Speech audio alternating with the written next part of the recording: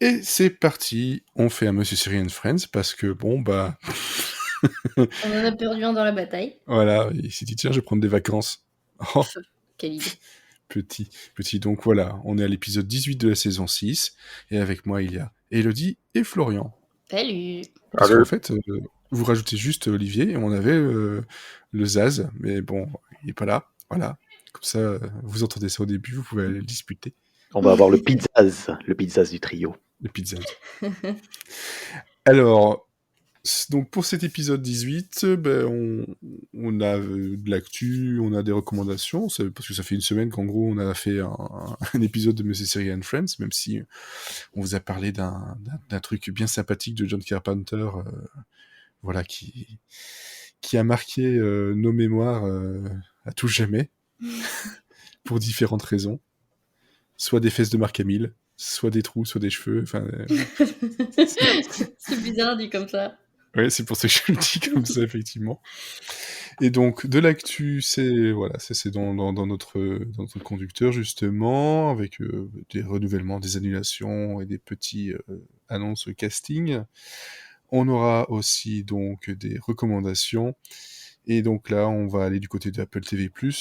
Alors, pour toi, Elodie, je sais pas. C'est Amazon. C'est Amazon, et je pense que Florian, c'est du côté de NBC, en partie. Oui, Peacock dans les deux cas. Peacock. Ouais, Peacock, effectivement, alors, comment on doit dire ça? Girls Five Eva, c'est ça? C'est ça, Girls Five Eva. Voilà. Produite par Tina Fey. Tout à fait. Et Robert Carlock. Bah oui, forcément, le duo mythique. Je n'ai pas encore eu le temps de lancer l'épisode parce que je me suis réservé Mythic Quest. Il y avait 2 épisodes. Fallait faire des choix. J'ai fait des choix. Voilà. Tu n'as pas été déçu. Peacock. Ah non. Bon. Pas du tout. J'en parlerai de toute façon. Est-ce que vous allez bien? Oui. Ouais. Et toi donc? Bon, ça va, on est lundi. Les lundis, on déteste ça, sauf depuis qu'on sait qui peut être Garfield. Wink, wink. Non. On n'ira pas plus loin parce que je pense que là, on va devoir être explicite. C'est ça, on va mettre explicite lyrics et on va l'interdire au moins de 16 ans. Moins de 18 en français. Allez, c'est moins de 18 ans. Voilà. Ouais, bon, on va les traduire en français tout à fait littéral. Oula. Comme il y en a beaucoup qui font ça sur TikTok en ce moment, ils reprennent des chansons et ils chantent de façon très très littérale les titres anglais en français. Pour la plupart, c'est très drôle, gênant et drôle. Ça, je vous conseille. Bon, on va passer directement donc dans le vif du sujet, l'actu, parce que là il y a quand même pas mal de choses et puis surtout, bon, on a un peu de temps pour faire des recommandations.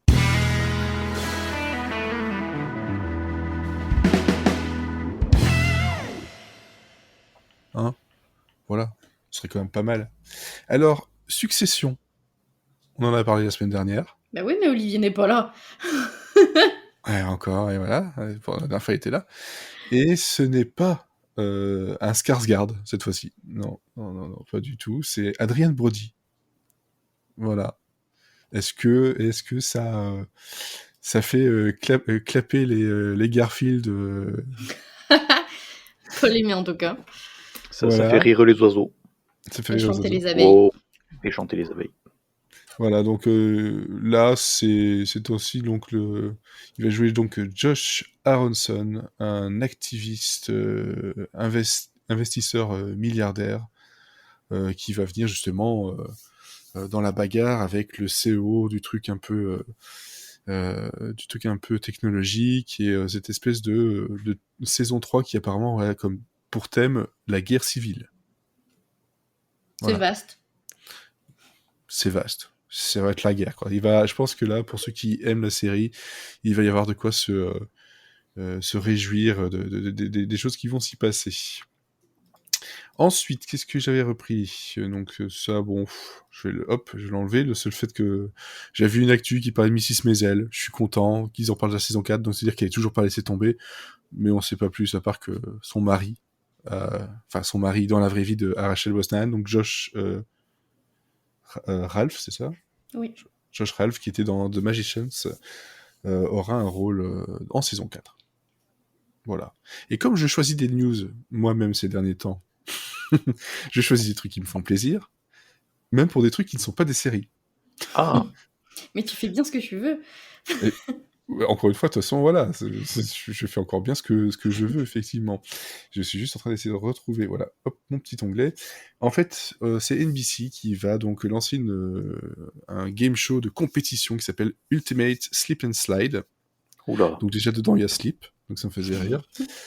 Mais c'est surtout que c'est hosté, pas hosté, mais présenté Présenté. par Bobby Moynihan et Ron Ouh. Funches. Ouh, bien joué. Voilà, et on aura droit à une première, une double première, le 8 août, Du coup, juste quel est après le concept? C'est il faut du toboggan? c'est des trucs justement de slip and slide, c'est un truc en général, on mouille et on glisse, on doit aller plus loin dessus, quoi. Oui, D'accord, Voilà. c'est juste ça le concept? c'est juste Oui, un ça, peu, oui. oui, D'accord, à peu très près, bien.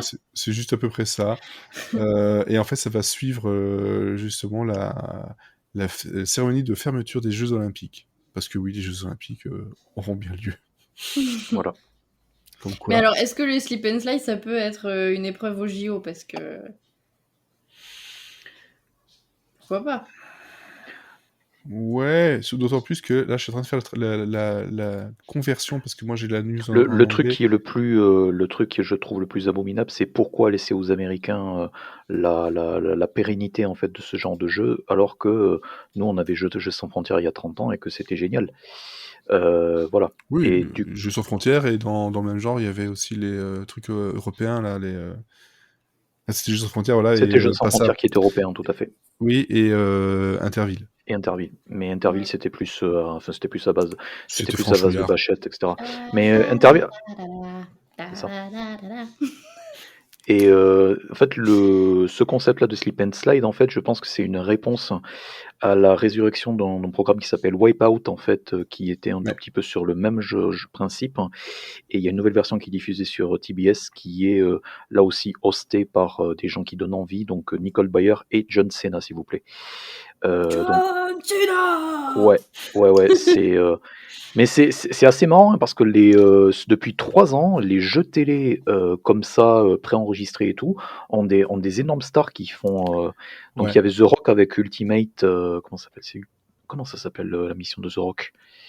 Qui est diffusée sur Netflix en France d'ailleurs. Le truc avec le dragon, là? C'est ça? C'est pas The Rock, hein, c'était Terry C'était Terry Crews, hein. Crews? Non, il y a bien. Il y a Ultimate bien Beastmaster. Ultimate Beastmaster. Ouais. Ouais, bah, mais c'était Terry Crews. Non, c'est Dwayne Johnson. Pourquoi j'ai Terry Crews en tête? Il a fait un autre, lui? Je Mais vais je pense vérifier qu'il a ça parce que peut-être, il a peut-être fait les saisons auparavant. peut-être, oui, parce que je me souviens de lui au tout début. Je sais que c'est produit par Stallone.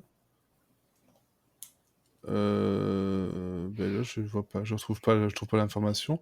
Par contre, en fouillant un peu plus, j'ai retrouvé quelques épreuves qu'il va y avoir, parce qu'en fait, on a un slip and slide de 65 pieds, donc c'est-à-dire à peu près 20 mètres, ce qui est quand même pas mal, où on aura donc justement des couples, des frères et sœurs, voilà, des collègues, dans plusieurs jeux, dont le Human Pong. Heureusement, c'est pas le Human Centipede. On a le Body Bowling, D'accord. le Cornhole. Alors là, Cornhole. Je veux pas savoir. Si je pense savoir ce que c'est le truc où on a un sac, Ah, il faut mettre dans le trou? il faut le glisser et le mettre dans le trou. Ouais. Et alors le bocce fall, alors là, et plein d'autres. C'est une kermesse, quoi, en fait. C'est une kermesse, sauf avec des gens qui ont... Ben, le bocce fall, en fait, c'est de la pétanque. Ah, je peux pas appeler ça pétanque comme tout le monde. Donc voilà, donc c'est plein de mini-jeux comme ça, où ça va être de la glissade, du rigolade, et des choses qui... ben, on espère que tout le monde sera vacciné pour que ce soit pas avec des gens avec des masques. Hein.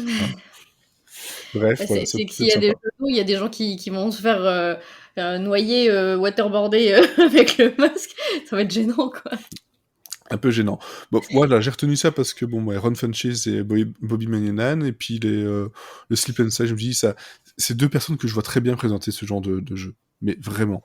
Et ça va être sans doute très, très très cringe la plupart du temps, mais moi je Et en même temps, c'est diffusé début août, donc qu'est-ce qu'il y a d'autre à la télé à regarder en août?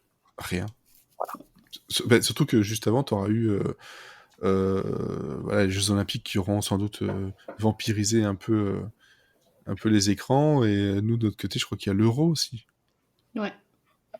Voilà, donc faut avoir du sport et du sport et encore du sport. Moi, c'est ça mon genre de sport. Voilà, c'est comme ça, c'est dit. C'est dit, c'est fait.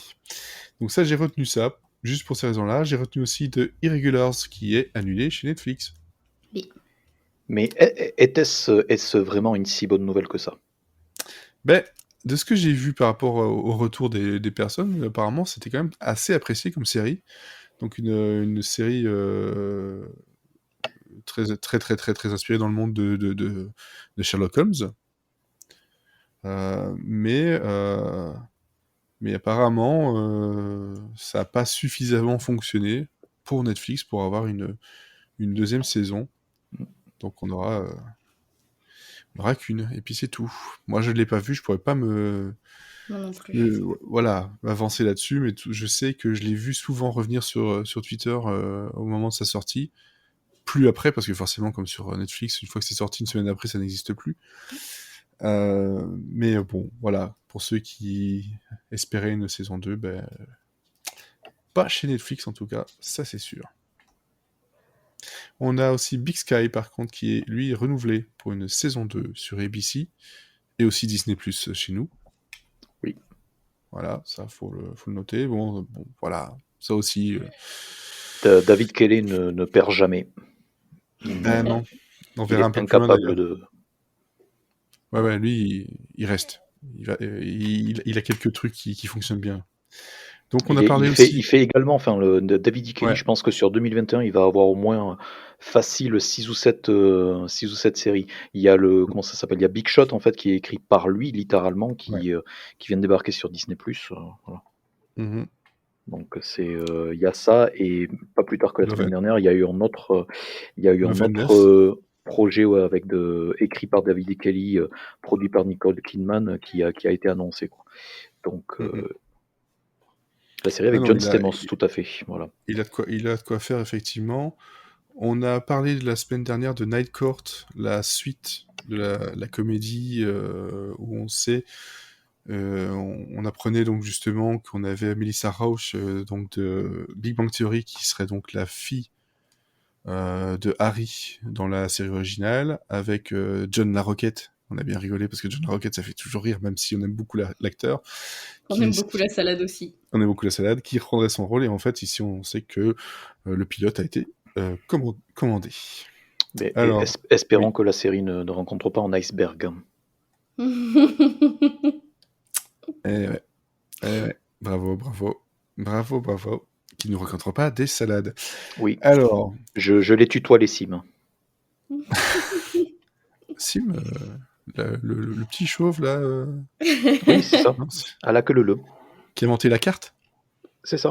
Oh là là. Le festival. Et on a donc Loki, qui donc va passer du vendredi au mercredi sur Disney+, et donc arrivera le 9 juin au lieu du 11. Voilà, la série au logo qui ne veut rien dire. Qu'est-ce qu'il est moche, ce logo. Et ce qui peut être super drôle, c'est que quand tu voudras regarder ou te procurer Loki, tu pourras faire Get Loki avec du Pharrell Williams dans les oreilles. On parlait de David Ikili. Love and Death a son actrice principale. Tout à fait, mais c'est ce que je voulais dire. Merci d'en parler. Voilà, qui est donc Elisabeth Olsen.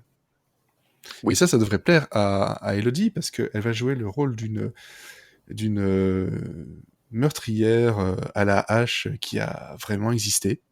Oui. Voilà, qui s'appelle Candy Montgomery. Oui.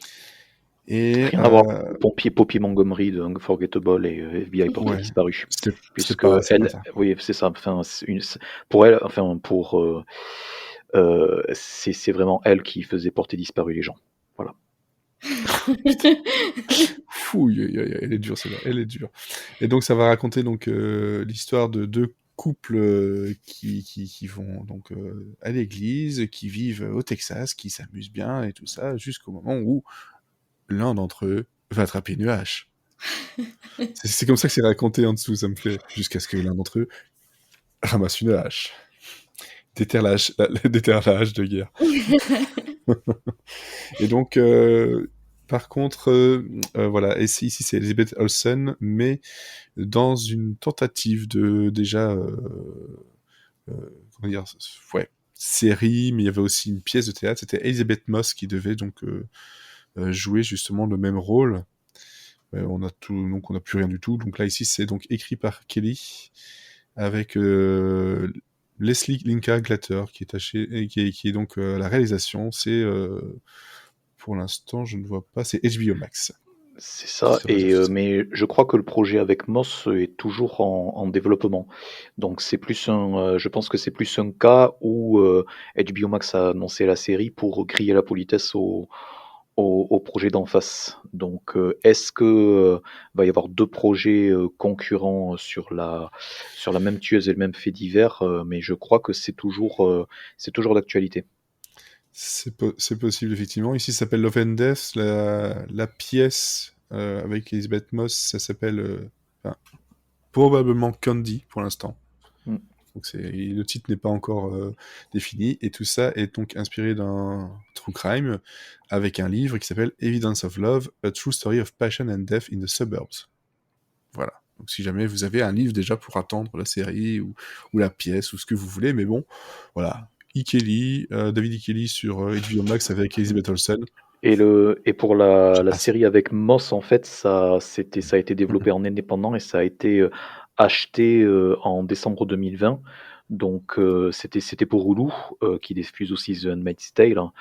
Ouais. Étant donné que, et apparemment en décembre il y avait des scénaristes qui avaient été chargés d'écrire ce truc. Donc je crois vraiment pas que ça va que le projet va freiner de sitôt. En tout cas, c'est assez intéressant d'avoir deux séries inspirées des mêmes faits divers avec.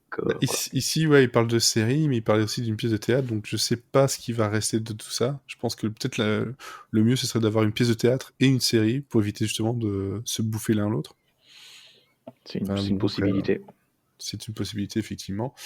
On a donc les Mayans MC qui sont renouvelés pour une saison 4, et là, quand j'ai lu ça, je fais déjà. Et oui.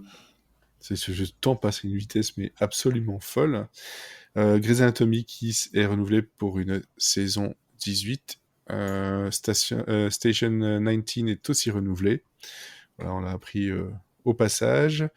Côté français sur TF1, HPI aura une saison 2, donc avec Audrey Fleurot. C'est la série policière qui est arrivée il y a très peu de temps, que j'ai pas encore regardé, mais bon, je jetterai peut-être bien un coup d'œil parce que j'aime beaucoup l'actrice.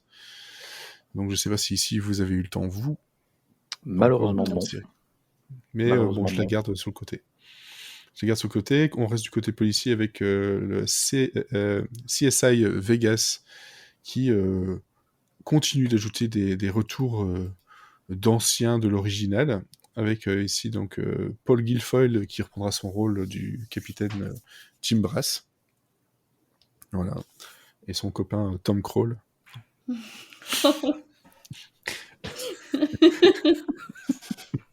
Voilà, bon, ça fait plaisir toujours.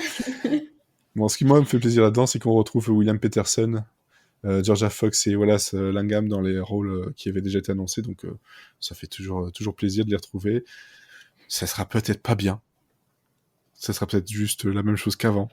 Mais en tout cas, du fan service où on sera content de retrouver. Pas que, parce que dedans on aura des nouveaux enquêteurs avec des gens qui viennent de Friday Night Lights, Chicago Med, Last Man on Earth, Afterlife et SEAL Team, avec voilà, des petits noms comme ça qui passent par-ci par-là, et ça fera plaisir. Ça fera plaisir, je pense, au moins pilote. Et on vient d'apprendre que Fox a renouvelé le remake de Miranda avec Marie-May Bialik, Call Me Cat. La saison a été showrunnée par Darlene Hunt et le changement en saison 2, oui, Call Me Cat est renouvelé. Mais qui a regardé ça ?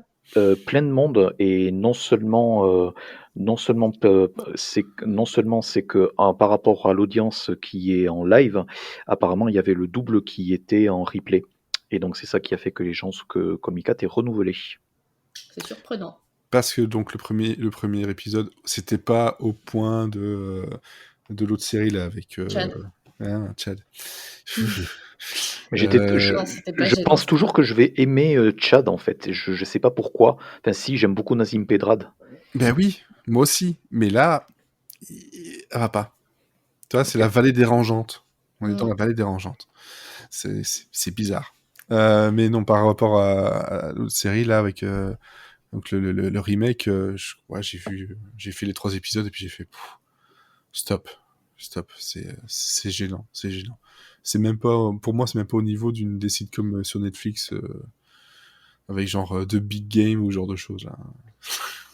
C'est absolument nul. Par contre, on a The Good Doctor qui est renouvelé pour une saison 5. Hein, comme ça, Sans on aucune continue de surprise. parler de Kelly. Hein. Mm. C'est pas une surprise, effectivement. Non, non, non. Mais bon, ça, voilà, je pense qu'il y a des gens qui attendaient ça avec impatience. Par contre, ben voilà, toujours dans les choses qui me font plaisir moi, mais en même temps l'annonce ça me fait pas plaisir parce que Conan, donc sur TBS, s'arrêtera donc en juin après 11 ans. Voilà, donc le talk show de Conan O'Brien, un gars que je suis depuis tellement longtemps, plus de 20 ans je pense. Après, le gros avantage, c'est que Conan, il a déjà essayé de faire plein d'émissions spéciales qui, pour le coup, enfin que Conan Without Borders, où il se déplace à l'étranger, et ça, pour la première fois, puisque de mémoire, le Late Show qu'il avait sur NBC Ouais. n'était pas diffusé en France, à part peut-être sur MSNBC, sur les chaînes Exactement, télé étrangères. Hein. c'est comme Et ça que je le regardais moi sur j'avais MSNBC ouais, et alors c'est pour te dire à quel point c'était vieux, je passais via le télétexte waouh, pour avoir les sous-titres. On a perdu waouh. les jeunes, là. Voilà, Et je tapais le télétexte, c'était la page, c'était 888 Oh là là, en plus, il s'en souvient. et juste avant il y avait Jay Leno. ouais. Et du coup, Conan, en fait, les specials qu'il avait fait il y a quelques années pour TBS, à ma grande surprise, je les ai retrouvés sur Netflix, Ouais. 2 ou 3. Et le Conan, de toute manière, c'est pas fini pour lui, puisqu'il va faire un variety show pour HBO Max, Ouais. qui fait également partie du groupe Warner Media. Et surtout, il va multiplier les podcasts. Puisqu'il a, il a déjà un podcast ou 2 à lui. Donc voilà, c'est pas quelqu'un qui va arrêter de sitôt. Non, Voilà. non. Il est toujours dans le coin quelque part, il y a toujours un projet. Et c'est Moi aussi j'aime bien le suivre c'est le depuis longtemps. producteur exécutif de Final Space qui est actuellement en diffusion sur Adult Swim France. Ah, Et moi c'est vachement bien, mangez-en. en Belgique, c'est sur Netflix. Oui. Mais c'est la saison inédite est sur Adult Swim France et après ça sera Mm. Ouais, repris ok. par Netflix. D'accord, c'est ça qui se passe. Alors, je vérifie mon truc. Donc, on a aussi une date pour le reboot des Razmoket sur Paramount+, Oui. le 27 mai. Voilà, Oui. c'est dans pas longtemps du tout. C'est en image de synthèse, c'est pas trop Oui, c'est mignon moche. parce que ça fait pâte à modeler.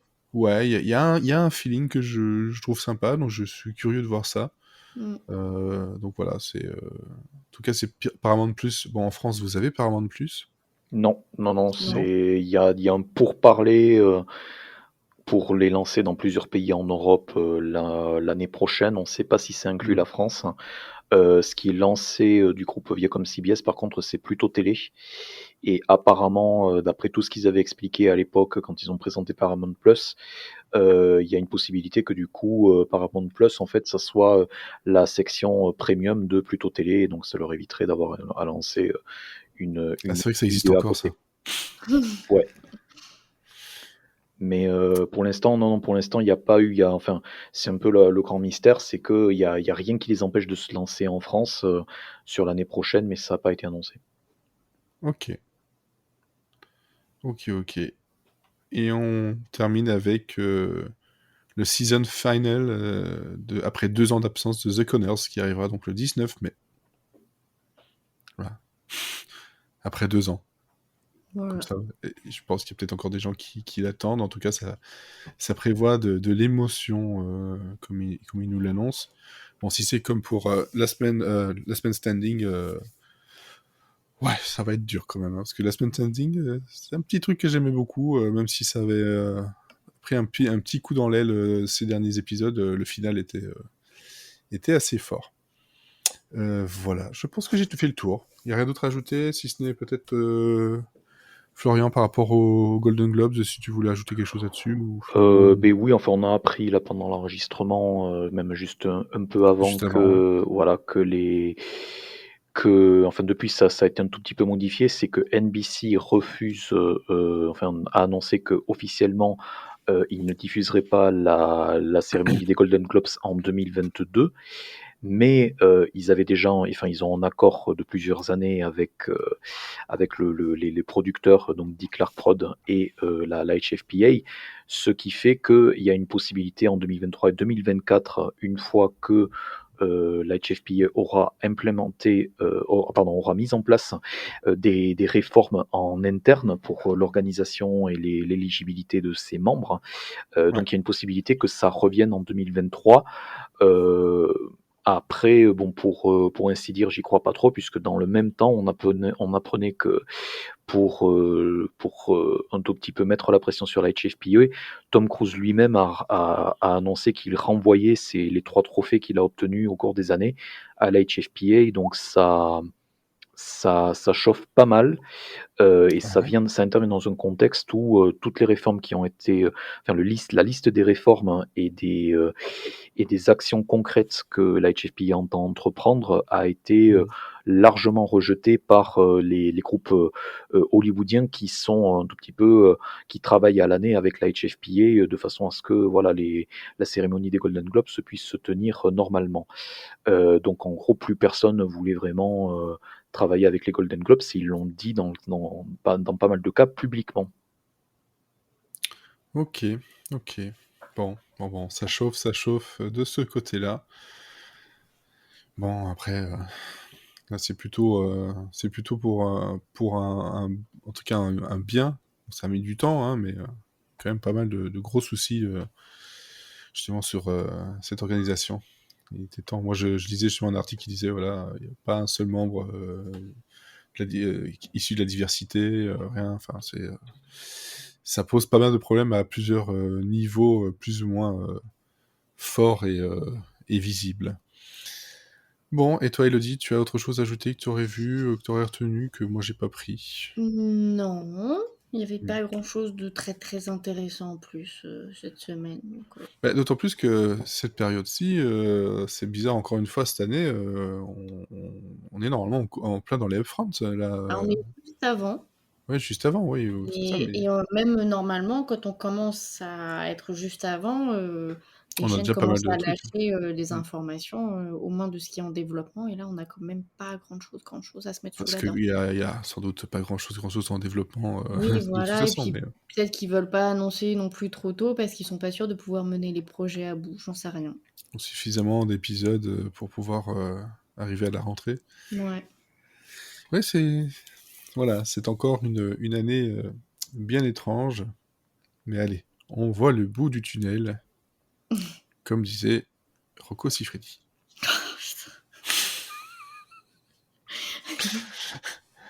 Bon, voilà, on va se servir de ça pour une transition.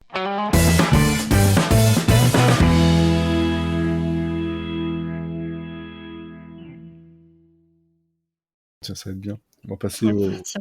aux recommandations.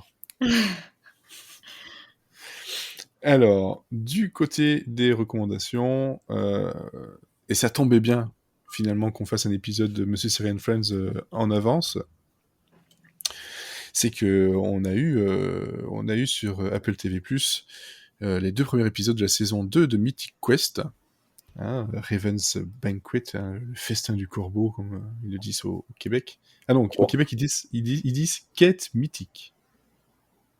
Oui, d'accord. on y croit. Mm. Voilà.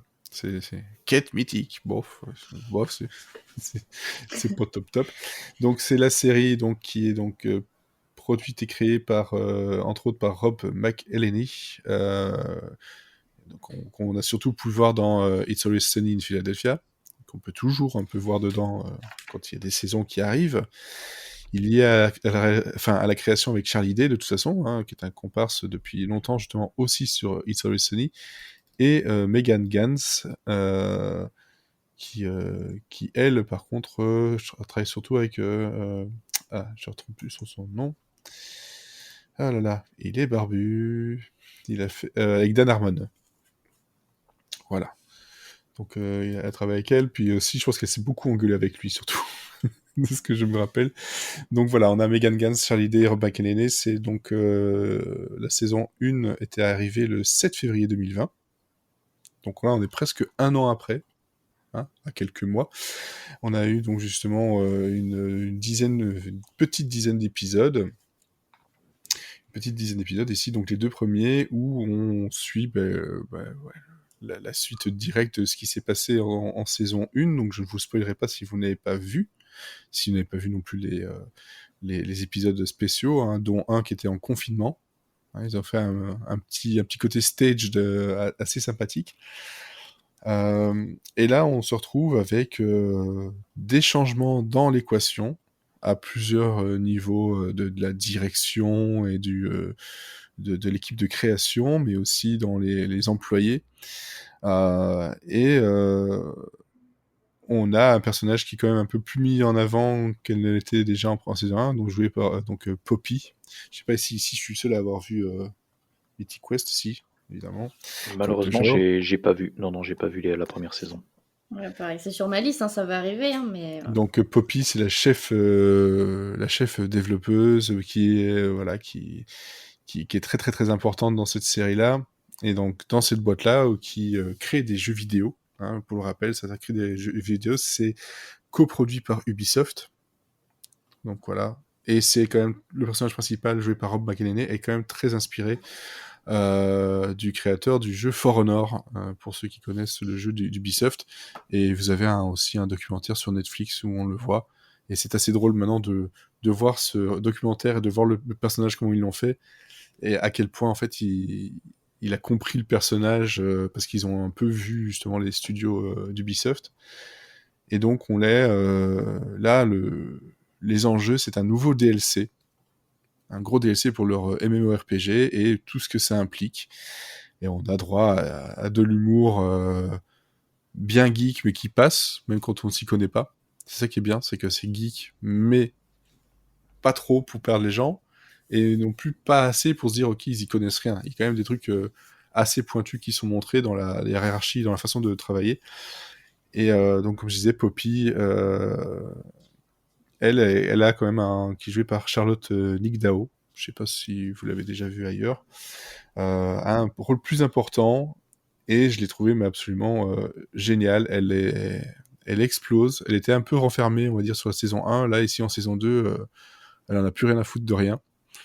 Voilà, elle a son poste, elle se sent importante, et elle est un peu tyrannique, et ça fait plaisir. Tyrannique avec de l'humour, et aussi des blagues. Elle nous fait quelques blagues de paix. Voilà, pendant un super discours pour les Women in Gaming, où elle doit inspirer les gens. Du coup, elle a plus expiré qu'inspiré. Ah oui, mais cette scène est assez drôle. Hein. C'est drôle et triste à la fois. Donc non, j'attendais ça avec impatience. Je suis super content de les retrouver. C'est toujours aussi drôle. On voit que par rapport à la saison 1, ce que j'aime bien, c'est que les personnages, on les a bien définis. On sait qui, on sait qui on va retrouver, comment ils sont, comment ils vivent entre eux, et on voit qu'il y a vraiment une cohésion d'équipe. C'est pas juste des personnages qui tournent les uns autour des autres, et c'est une partie de ton chat qui vous la porte derrière toi. Mais voilà, j'étais vraiment ultra satisfait, surtout que c'est quand même très très bien filmé pour une comédie comme ça, et moi je la conseille absolument. C'est pas très long, il y a 13 épisodes pour la saison 1, enfin 11 plus 2 spéciaux, et ici 2 épisodes de 30 minutes à peu près. Voilà, ça va, ça laissera le temps de regarder ça en attendant la saison 2 de Ted Lasso. Vivement. et vivement. Et donc on est de toute façon ici à 2 épisodes, et puis après c'est un épisode par semaine, le vendredi, sur Apple TV+. Voilà. C'est difficile de dire des choses sans spoiler si les gens n'ont pas vu la saison Et 1, oui. parce que c'est quand même un gros point important, mais ouais, ça fait plaisir, surtout qu'il y a Daddy Puddy, pour ceux qui veulent aussi avoir des noms comme ça, et j'ai regardé, comme justement je l'ai regardé plusieurs fois avant d'attendre la saison 2, je l'ai regardé en version française, et Danny Puddy est doublé par Donald Renew. Oh, bah alors que des qualités. Hein. Voilà, donc c'est pas trop mal doublé. C'est un peu bizarre parce que je l'ai vu en anglais d'abord, mais c'est pas trop mal doublé, donc ouais, voilà. Puis on a du Christophe Lemoine, forcément, s'il y a Donald Renew quelque part, il y a forcément Christophe Lemoine, et inversement. Ils sont toujours un peu dans les bons coups. Voilà, donc ça c'était la saison 2 que je vous conseille. Alors, Elodie, Oui. toi c'est Them. Oui, Sur... Them, sur Amazon, qui Voilà. est traduit en français de manière très littérale. Ils l'ont appelé eux. Voilà. Eux. C'est pas plus mal, hein, parce que des fois, on a droit à des trucs un peu plus surprenants. Là, au moins, c'est resté sobre. Ouais. Donc, c'est une série anthologique. Donc, chaque saison va raconter une histoire différente. Et là, la première saison, on va suivre une famille afro-américaine. On a Henry, le père, qui est joué par Ashley Thomas de Salvation. On a Lucky, la mère, qui est jouée par Deborah Ayorinde, qu'on a vu dans Luke Cage. Et les deux, ils ont 2 filles, donc Ruby l'aînée et Gracie la petite. Et en fait, Henry, il va décrocher un job d'ingénieur dans la ville d'à côté. Et donc, pour se rapprocher, ils vont déménager dans le quartier d'East Compton, qui, à cette époque-là, c'est le quartier de Edouard Romain-Argent. Hein, clairement, tout est beau, tout est parfait, la pelouse est bien tendue, et chaque maison a sa petite couleur pastel qui va bien. Et sauf que ils sont la seule famille noire dans le quartier. Et le quartier est rempli de blancs racistes, très proches du Ku Klux Klan, donc grosse ambiance. Dès leur arrivée, forcément, les habitants qui sont menés par Elizabeth, qui est jouée par Alison Peel, c'est le cliché de la femme au foyer parfaite qu'on retrouve dans les pubs Moulinex, par exemple, si vous voulez un bon exemple. Alison Peel qui est totalement à contre-emploi, puisque jusqu'à présent, elle a quasiment joué que des meufs sympas. Ouais, et là, elle est horrible dedans. Et elle fait face à qui, Alison Peel?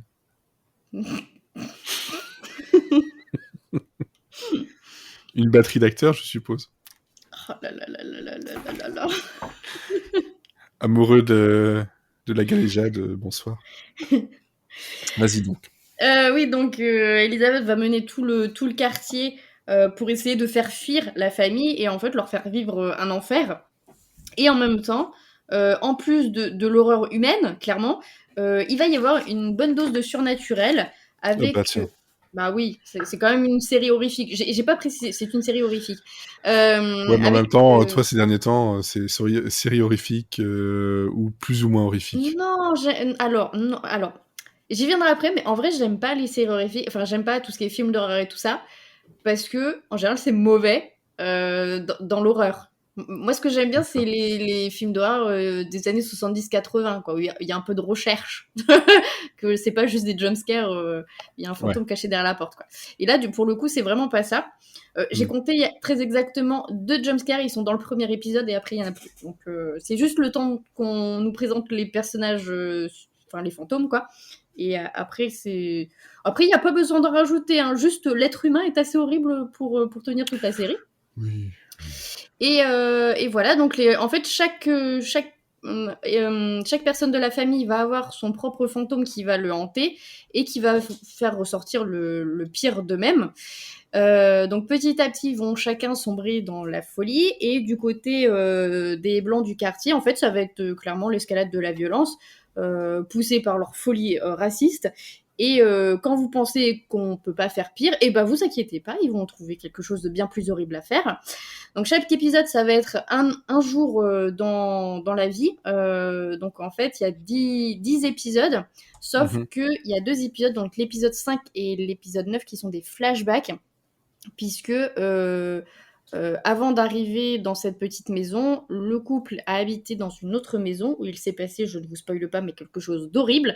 Et ça, c'est l'épisode 5. Et je regrette très fortement de l'avoir regardé juste avant d'aller me coucher. Ah Voilà. ouais, à ce point-là. Il est horrible, vraiment. Ah ouais. Enfin, Ouais, il est- c'est d'ailleurs l'épisode 5 en fait qui a le plus posé questions aux critiques et observateurs afro-américains.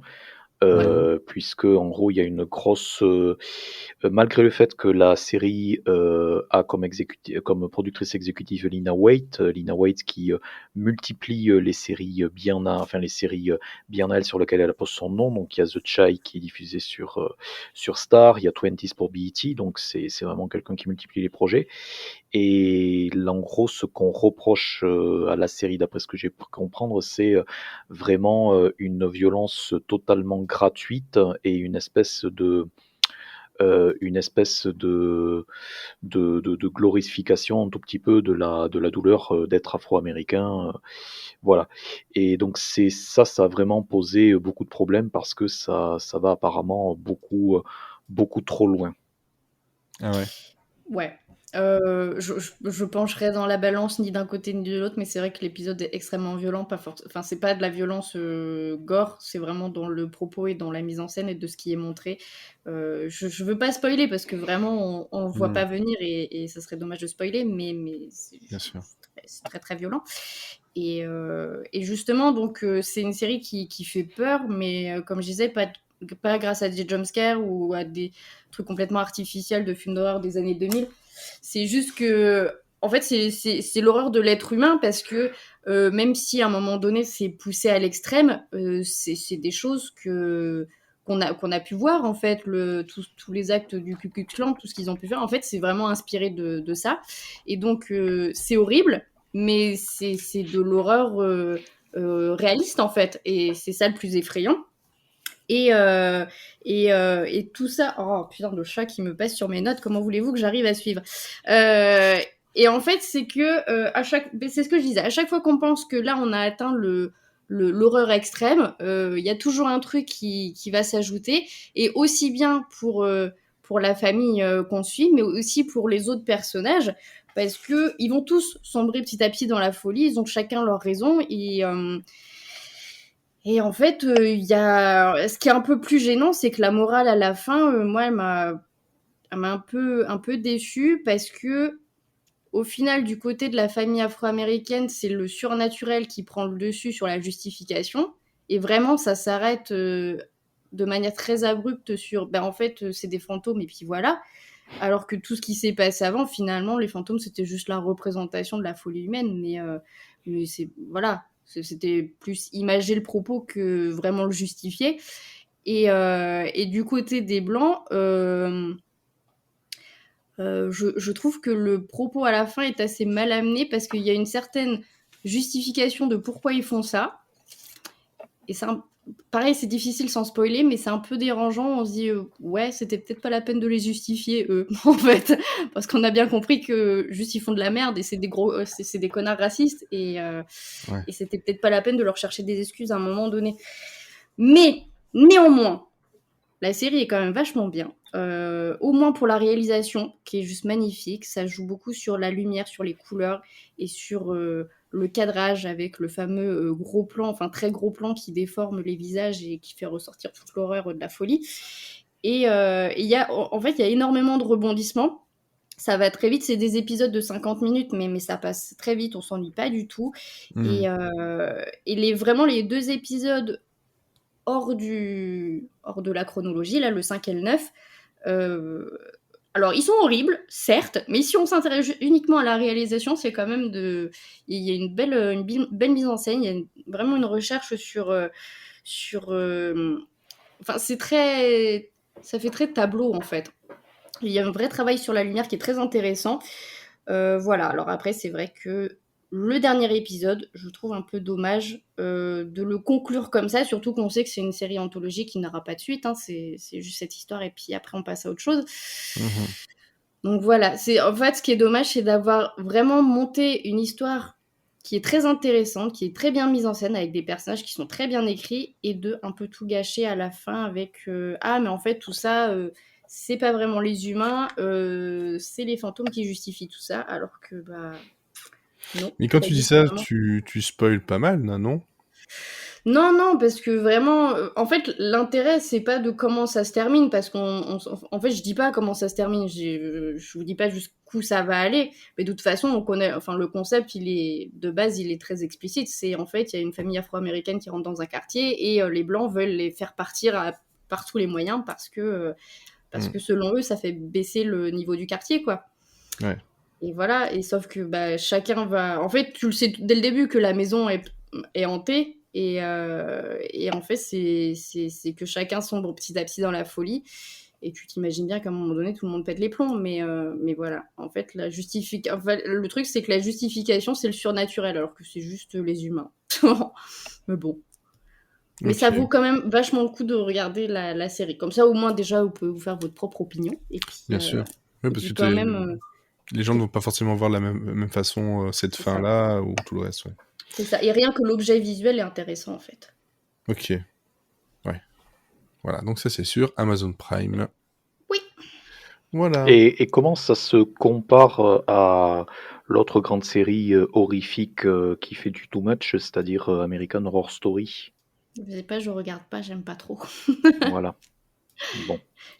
En fait, alors j'ai juste regardé vraiment vite fait American Horror Story, mais c'est vraiment pas le genre de série qui m'intéresse parce que je trouve que euh, ça joue plus sur le côté horreur adolescent, on va dire. C'est très moche ce que je dis, mais je trouve ça moins intéressant en fait. Je trouve qu'il y a moins de propos portés par la série. Bon, c'est le côté Ryan Murphy qui te plaît pas, quoi, voilà. Oui, oui, voilà, c'est ça. J'ai du mal avec Ryan Murphy. Bah ouais. Ouais, c'est comme ça, c'est comme ça. Mm. Alors, on va du côté de Florian, où tu as donc deux, je suppose, recommandations. En tout cas, deux choses que tu as regardées. Oui, une recommandation chaude et une recommandation, on va dire chaleureuse, mais pas un tout petit peu moins. Alors, on va commencer donc par la série donc sur Peacock, Girls 5 Eva. Oui, Girls 5 Eva. Voilà. Girls 5 Eva, c'est la dernière production de Tina Fey et Robert Carlock, donc une association bien connue pour avoir engendré des séries très, très regardées, très appréciées de la comédie américaine des dernières années. J'ai nommé 30 Rock, puis Unbreakable Kimmy Schmidt et Ouais. également l'annulé Great News. Ah, Donc, oui, bah Great News, je l'ai encore regardé.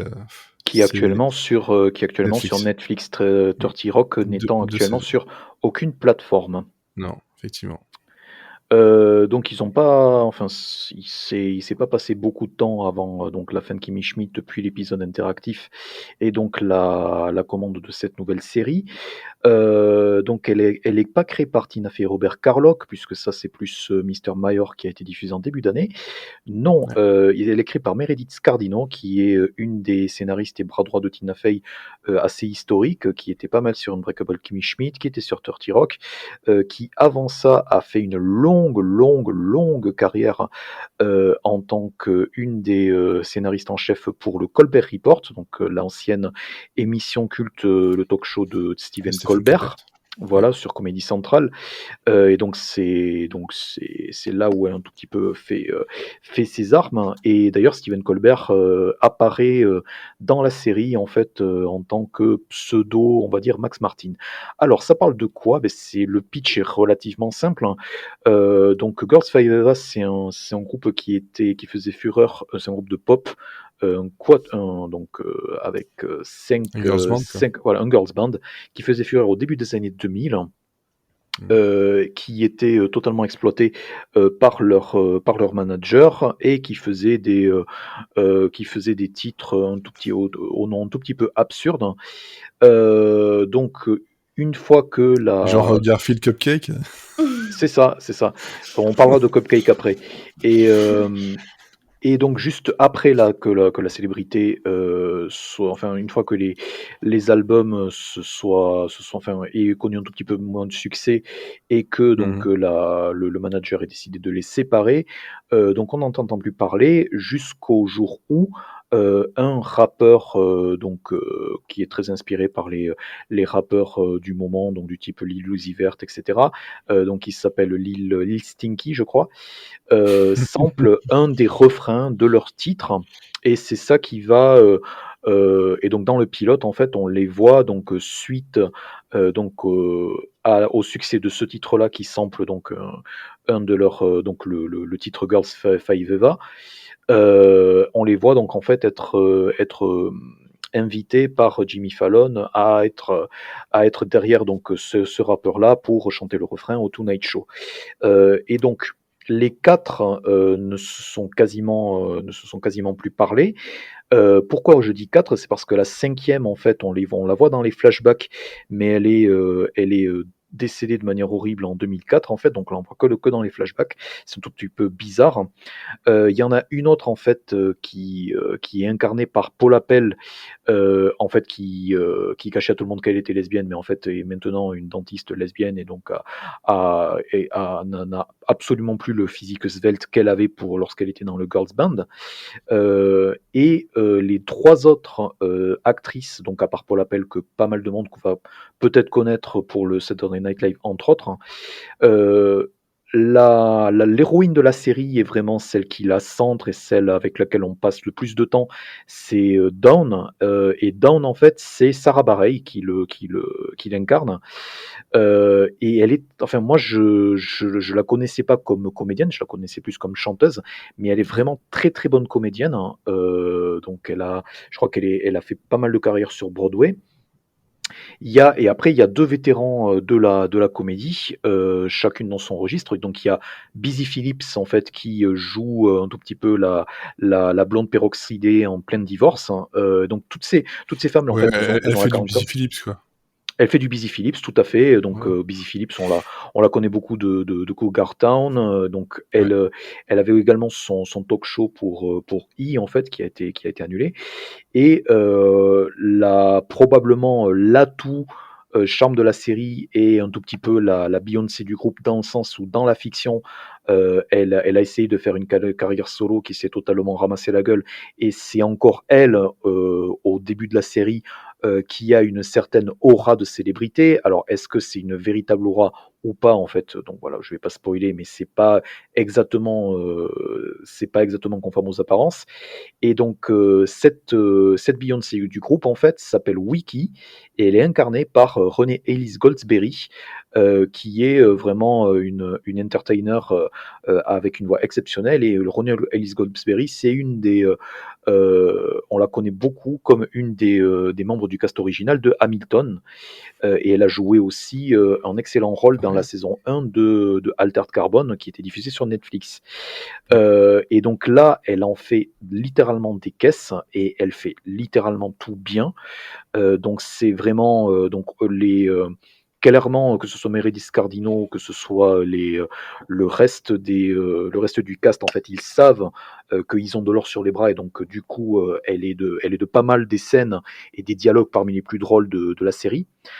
Donc, est-ce que la série est conforme au pitch? J'ai envie de dire oui. Le problème, c'est que pour les gens qui ont vu Unbreakable Kimmy Schmidt, la série est très très très très clairement formatée comme une série de Tina Fey et Robert Carlock, c'est-à-dire que il y a énormément de dialogues, hein, il y a énormément de vannes à la minute, certains qui sont beaucoup plus gratuits que d'autres, hein. Les personnages secondaires, donc ils sont pas forcément très bien traités, et bon, c'est dans l'ensemble pour Girls Five Eva, c'est que des personnages secondaires masculins qui sont un tout petit peu traités par-dessus la jambe, même si ça fait très très plaisir de voir Dean Winters, personnellement j'avais pas vu depuis son guest dans Dirty Rock. Donc en frère du personnage de Sarah Bareilles, donc de Dawn.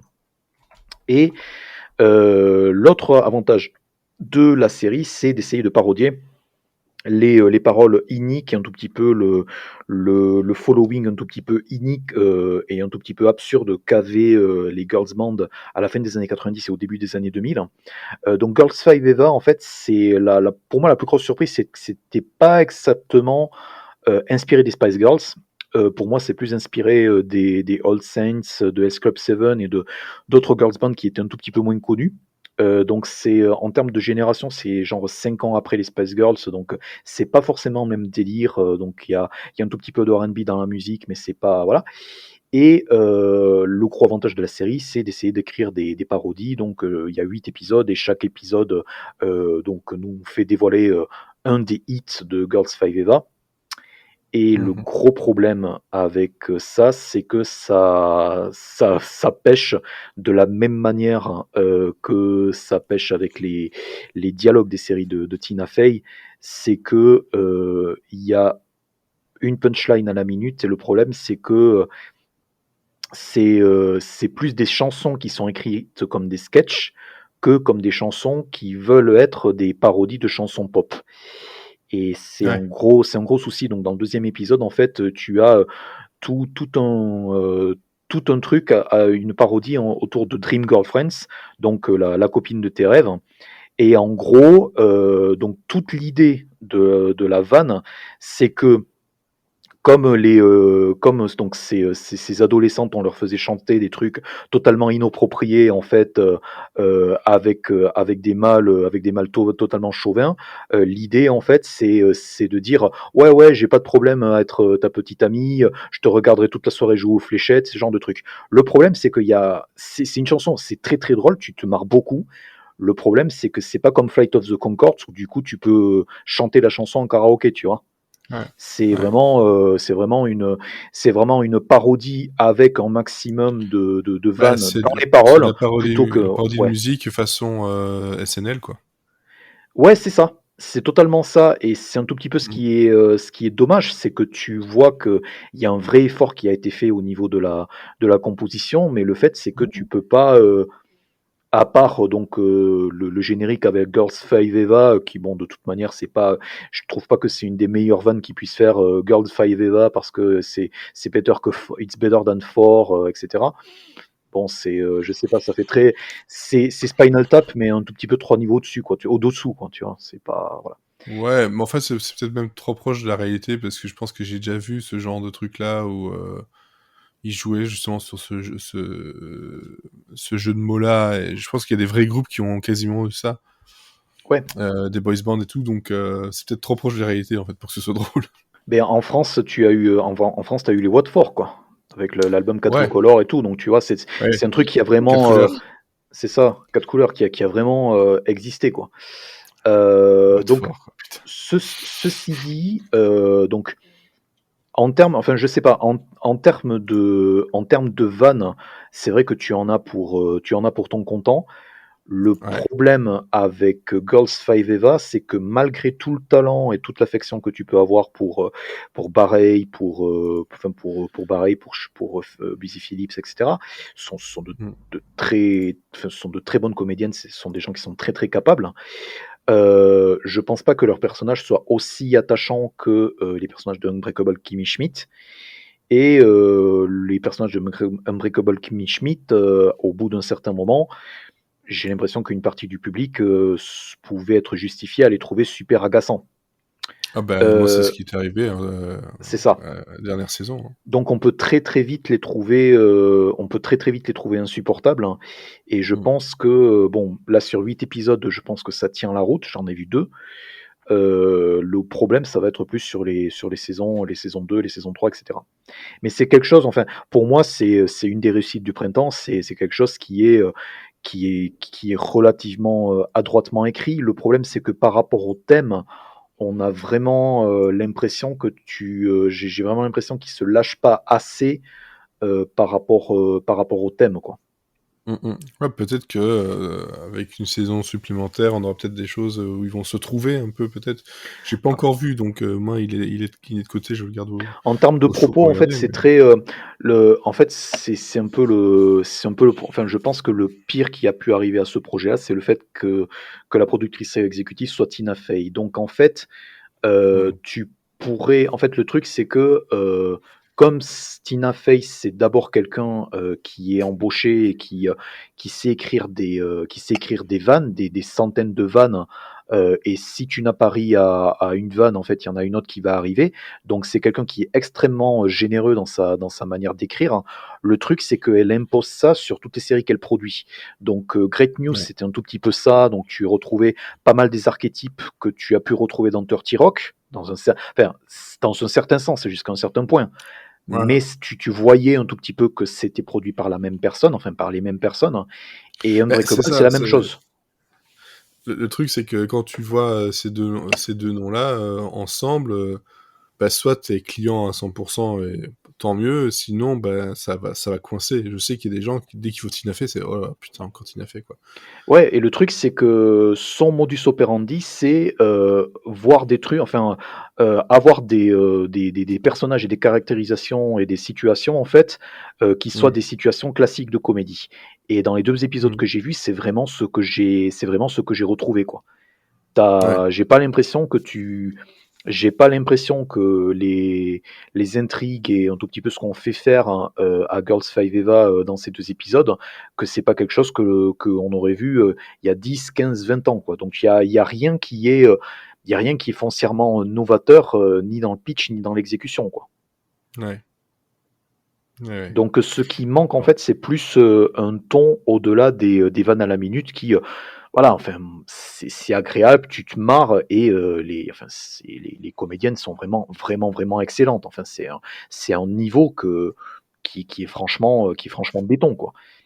Mais Mm, bon. mm, mm, mm. Ouais, bah, de toute façon, je vais me laisser tenter parce que de toute façon, voilà, moi, je suis justement du côté des gens où je vois Tina Fey. Moi, voilà, je sais que ça va m'inquiéter parce que je suis absolument client de ce qu'elle fait.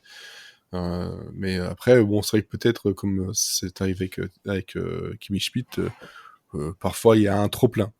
Ça peut arriver, un petit trop-plein. Bon, après, là, t'as vu que 2 épisodes. Peut-être que sur la totalité de la saison, qui est déjà disponible, si je me trompe pas, Mm, euh, tout à fait. ça va peut-être justement avoir un certain équilibre au final, quoi. Mais bon, ça, déjà, ce que tu me racontes, malgré les petites réticences, voilà, ça, je sais que ça va bien me faire marrer. Donc, et j'en ai besoin en ce moment de rigoler. Alors, tu avais aussi, par contre, Rutherford Falls. Tout à fait. Voilà. Et alors là, qu'est-ce que c'est et d'où ça vient? Parce que là, par contre, je sais Eh pas. bien, c'est très simple. Donc, il y a on va dire 2 vétérans de la comédie américaine, l'un devant la caméra, l'autre derrière la caméra. Donc l'un s'appelle Ed Helms en fait, donc on le connaît du Daily Show, de The The Office. Office US surtout. Ouais. Et de l'autre côté, on a Mike Schur qui est le monsieur de Parks and Rec, le monsieur de The Good Place, de Ouais. environ 3 ou 4 autres comédies à la cote. Et donc il décide un tout petit peu de faire une comédie, mais qui ne mettrait pas forcément en vedette Adams, mais mettrait un tout petit peu en avant des nouvelles voix dans la comédie, et Ouais. notamment des voix des Native Americans, en fait, des indigènes américains, qui ont été très très peu représentés en comédie, dans la comédie américaine, dans les sitcoms, surtout enfin sur les 30-40 dernières années, et aussi derrière la caméra, donc au niveau des scénaristes. Et pour ainsi dire, ils ont trouvé chaussure à leurs pieds, puisqu'ils ont fait débarquer. Oh. Je l'ai préparé depuis 24 heures, mec, il fallait que je la sorte. Ah ouais, je sens, je sens. En la J'aime. personne donc de Sierra Taylor Ornelas. Sierra Taylor Ornelas, c'était quelqu'un qui était déjà sur un des stades d'une des précédentes séries de Mike Schur, qui a débarqué avec un des programmes de scénaristes, enfin un des programmes pro-diversité de scénaristes de Mhm. NBC. Donc elle a été un tout petit peu choisie en fait pour être staffée et donc faire partie des staffs de comédie de la chaîne. Et ça, c'est Ok. sa première création. Et et aussi un des trucs très très volontaires qu'ils ont fait, c'est que la série s'appelle Rutherford Falls, mais il y a au moins la moitié, plus de 60% des scénaristes qui sont Native Americans, donc indigènes américains. Et de quoi ça parle? Eh bien, c'est deux amis dans une ville idyllique du fin fond des États-Unis, donc un tout petit peu comme un tout petit peu comme comme Starzolo dans Gilmore Girls. Donc c'est une ville très très champêtre, très accueillante, etc. Donc totalement idyllique, qui s'appelle Rutherford Falls. Et Ed Helms joue Nathan Rutherford, qui est le descendant d'un des pionniers de la ville, hein. Donc qui est très très très attaché aux traditions historiques et donc à la fierté, on va dire, de l'héritage de cette ville. Et sa meilleure amie, en fait, c'est une indigène, donc qui est incarnée par Jana Schmieding, qui est également une vraie indigène en fait de la tribu Lakota Sioux, qui joue Regan. Et Regan, en fait, elle travaille au casino de Rutherford Falls, qui est géré par les Indiens, et elle essaie tant bien que mal de monter un musée de l'héritage culturel de sa tribu en plein casino. Donc Hmm. ça c'est la situation de base. Et le gros point de basculement de Rutherford Falls va être que Nathan Rutherford, donc joué par Ed Helms, va péter un câble lorsque la statue de son ancêtre va avoir pour projet d'être déplacée suite aux multiples accidents donc en gros, comme elle est installée en pleine rue, en fait, il y a plein de voitures qui se crachent dessus. Euh, voilà, donc C'est une bonne raison de l'enlever, hein. c'est une bonne Voilà. raison de l'enlever. Et dans le même ordre d'idée, le propriétaire du casino où travaille Reagan a saisi l'opportunité en fait saisi l'opportunité un tout petit peu de cette controverse autour de la statue pour un tout petit peu faire avancer son propre projet. Donc on ne sait D'accord. pas exactement de quoi il retourne, mais voilà, c'est quelque chose qui on va dire, va modifier la dynamique en fait entre les habitants indigènes de Rutherford Falls et les habitants lambda. Donc le premier épisode en fait explique assez bien ça. Il introduit assez bien les enjeux. Pour 30 minutes, j'ai trouvé ça légèrement trop long. Je pense que si ça avait été sur NBC, je pense que le fait que ça dure 22 minutes aurait été largement suffisant et bénéfique pour eux. Mhm. Et là où ça pêche, c'est que j'ai trouvé le rythme quand même un tout petit peu pâteau. Et il y a un trailer qui est joué à la fin, enfin qui est mis à la fin du premier épisode où tu vois qu'en gros cette affaire de statut qui doit être déboulonnée, c'est quelque chose qui va occuper toute la première saison, alors que t'es pas forcément sûr que ça soit un très très bon enjeu. Donc voilà, c'est quelque chose qui est assez plaisant, mais j'ai été légèrement déçu un tout petit peu de ce que c'était en réalité. Donc voilà, donc c'est un tout petit peu l'extrême opposé de Girls 5 Eva. En fait, c'est qu'il n'y a pas assez il y a pas assez de vannes. Il y a des personnages secondaires qui sont assez monolithiques et antipathiques, hein, Mhm. de part et d'autre. Donc ouais, c'est une série en 10 épisodes. J'espère que voilà, que ça va s'améliorer sur les épisodes suivants, mais je suis un tout petit peu resté sur ma faim. C'est un tout petit Ouais. peu, c'est pas très très étayé quoi. C'est peut-être les noms, les têtes d'affiche et les noms derrière tout ça qui t'ont peut-être un peu hypé, et puis finalement tu dis bon bah ouais.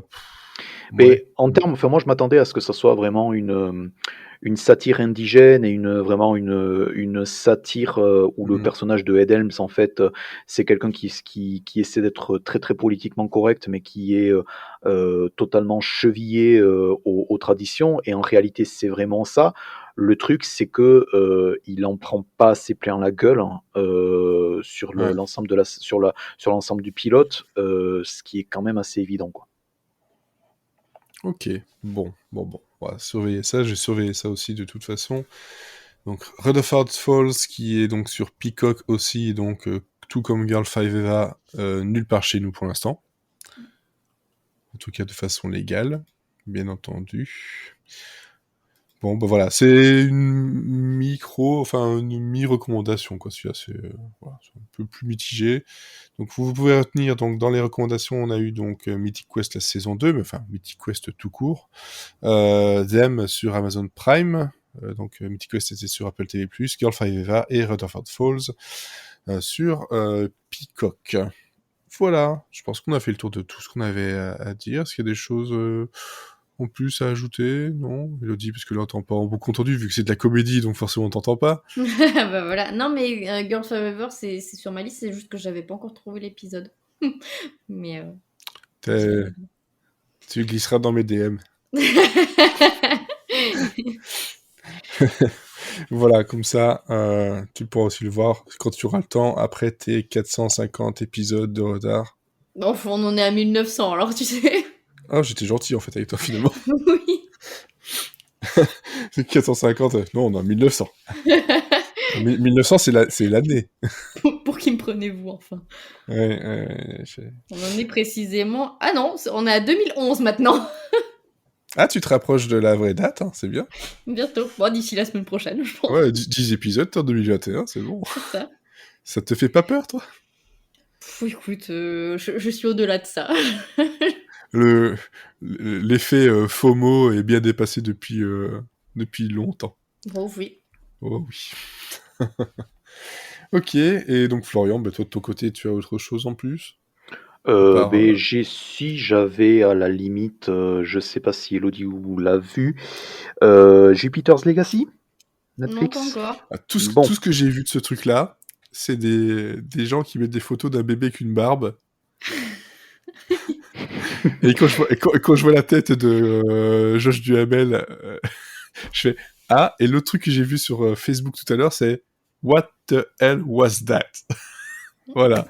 Donc ça Ouais. me rassure pas. Eh bien, C'est sur Amazon Prime aussi, ça. Non, c'est sur Netflix. Non, c'est une Ah, grosse Netflix. série. C'est une grosse série qui a été en partie chaperonnée par. Donc, c'est la première série qui est créée dans le cadre du méga accord entre Netflix et Mark Millar, donc créateur de plusieurs comics de renom. Donc, Netflix a racheté a acheté la société de Mark Millar qui s'appelle Millar World, et ils ont mis en chantier un maximum d'adaptation de ce monsieur. Et Jupiter's Legacy, en fait, il y a Josh Duhamel, il y a Leslie Bibb, et il y a une personne, enfin une jeune actrice, en fait, que je qualifierais de Carey Mulligan de Lidl. Et c'est très... Oh, ça fait mal, ça. Ouais, et le problème principal, pour en 2 mots, c'est que c'est censé à la fois être une série de super-héros vraiment au sens noble du terme, donc c'est très inspiré par les héros d'ici, par la Justice League, tout ce genre de choses, et à la fois un soap familial, et à la fois un tout petit peu une série historique, en fait, puisqu'il y a pas mal de flashbacks sur les 2 épisodes que j'ai vus qui se passent dans la Grande Dépression de 1929. C'est trop. Voilà. Et dans les 3 cas, ça se viande, mais totalement dans les grandes largeurs. Les dialogues sont clichés et poussifs au possible. Donc c'est même pas du coup, c'est même pas la faute aux acteurs, c'est vraiment donc il y a énormément de scènes nanars dans les 2 premiers épisodes. Donc la caractérisation des acteurs est aux fraises, et le cliffhanger du premier épisode est voilà, tombe comme un cheveu sur la soupe, et j'ai l'impression qu'il sert plus la série et le personnage que ça affecte que on va dire l'intérêt du spectateur. Donc, en gros, j'avais du mal à y croire, mais c'est vraiment un très très gros ratage. Et donc du coup, je vois un tout petit peu pourquoi Steven S. D. Knight, qui est donc un monsieur très très connu, qui a donc géré Spartacus, géré la première saison de Daredevil, qui était auparavant un staff writer sur Angel. Donc c'est un monsieur qui a 20 ans de séries derrière lui, de différentes qualités. Et ben, il a été débarqué pendant la production de Jupiter's Legacy, et en fait, en voyant le produit final, on voit un tout petit peu pourquoi. Ah ouais. Et bah très bien, ça fera 8 épisodes en moins sur ma liste, hein. Ça me va. Hein. Oui. Alors, l'actrice utilisée de Lidl. C'est Elena Kampouris. Ouais, mais c'est ça. J'ai lu son nom comme pourrisse, mais moi je l'ai lu comme pourri. Je fais bon, bah ok, ça va, c'est écrit dessus. Comme Et, le port salut. et le truc, c'est qu'elle était, enfin, la pauvre, cette pauvre nana, en fait, elle était dans une des seules séries Facebook Watch que même moi, hashtag nerd, j'ai oublié. Donc, comment ça s'appelle, hein? Facebook Watch, c'était. euh, C'était une des seules séries fantastiques qu'ils avaient fait. Donc, tu avais la série avec Elizabeth Olsen, qui s'appelait Sorry for Your Loss, donc avec Kelly Marie Tran aussi. Secret Lies. C'est ça, tout à fait. Secret Lies, c'est ça. Tout à fait. Et donc, elle a joué. C'est Creed Lies, ouais. Et je crois qu'elle a joué dans ça. Je crois même que c'était l'actrice principale. Et ben bon. Enfin, c'est toujours possible de changer d'agent, hein, mais voilà. Elle était que dans la saison 1, en fait. Elle est en début de carrière, elle est toute jeune, elle a 23 ans. Ça peut encore changer. Bon, après, il faudra qu'elle fasse attention un peu. Non, mais si tu veux, mettons que tu vois, on te donne 3 minutes et un petit papier, une petite feuille, et tu dis, et on te demande d'écrire un drama avec une adolescente top modèle avec daddy issues. On te donne 3 minutes et tu écrirais quelque chose de mieux que ce qu'il y a dans le premier épisode. Tu vois, c'est ce niveau de cliché en fait. Oh, aïe, aïe. Bon, ben voilà. Donc, Jupiter's Legacy. Pas bonne adresse. Pas bonne adresse. Très bonne adresse. Très très mauvaise adresse. Ou très bonne adresse pour ceux qui veulent regarder et faire du hate watching. Et d'ailleurs, pour un petit avertissement pour les gens qui veulent faire du hate watching, n'oublie pas de régler la luminosité. Parce que la série, la série, tu te demandes où est la lumière en fait. Parce que la série, elle est très dark dans son propos, et donc pour montrer qu'elle est très dark, en fait, ils ont totalement désaturé l'image et mis que des filtres sombres en fait. C'est comme Daredevil où en fait tu ne vois plus rien à un moment donné, tu vois juste des mouvements. Mais c'est ça, et c'est parce que c'est le même créateur, c'est Steven S. D. Knight dans les deux cas. Ouais. Et ben voilà, il a un problème. Il fait tout dans le noir. En fait, il a tout le temps des lunettes de soleil et du coup, il n'a pas le même rendu que le reste de la population. Ouais, c'est ça. Comme Jean-Pierre Jeunet qui lui voit tout en jaune. Lui, voit ça. Tout en noir. Les fameuses lunettes de soleil jaune pour conduire, c'est ça le. C'est la classe. Ce lunettes de soleil jaune comme ça, là, hop. La petite moustache. C'est ça. Ouais. La veste en cuir, voilà. Ah oui, c'est connu. Dans les années 70. Bon, ben voilà. Voilà, comme ça vous aurez de quoi faire. Bon, n'hésitez pas non plus à venir partager ce que vous regardez en ce moment. Mais c'est vrai que comme j'avais répondu au tweet de Jean-Maxime Renaud, ça fait quand même, et je l'avais déjà dit la semaine dernière aussi, ça fait quand même un petit moment que Netflix ne fait plus rien d'extraordinaire. Fait beaucoup, mais faut trier soi-même et finalement tu tries pas parce que il y a trop. Il y a trop. Bref. Le mot de la fin, Elodie. Chat. Ah bah oui, parce que j'ai vu qu'elle a beaucoup tourné. Oh bah là, tu vois, elle dort maintenant. Ah là, elle dort maintenant que c'est fini, effectivement. Florian. Cupcake, hein. Écoutez la rappeuse Cupcake, on n'a pas pu forcément éclairer la référence à Garfield que Frédéric a fait, mais voilà, c'est explicite. C'est très très explicite, c'est probablement une des rappeuses américaines les plus explicites actuellement, et je pense que vous allez vous éclater si vous êtes bilingue. Ouais, voilà déjà, et puis même niveau instru, ça a l'air très propre, très bien produit, donc... Et elle est totalement indépendante, hein, donc voilà, si vous la streamez, un maximum de blé va dans ses poches. Et ça, c'est bien. C'est bien. Donc, streamer du cupcake. Moi, je ferai un truc plus tard, je ferai un donut. C'est mon côté un peu rond. C'est ça. Bon, merci en tout cas à vous deux pour cet épisode. Je vais te faire tomber un truc, c'est pas grave, ça va faire du bruit dans le micro.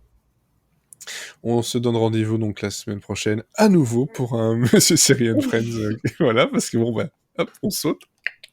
On va finir par refaire que des Monsieur Série and Friends et voilà, vous l'aurez. Voilà, ce sera de la faute d'Olivier, vous aurez tout gagné. C'est ça de partir en vacances. Ah là là, quelle idée. Et je dis ça alors que la semaine prochaine, moi, je prends congé. Mais je serai là. Je suis en congé. Je travaille Moi pas. aussi, là, je suis en congé, mais je suis là. Hein. Ouais, c'est ça. Ouais. Le truc qu'on rajoute, là, on en rajoute plein sur, sur Olivier, là. Le pauvre.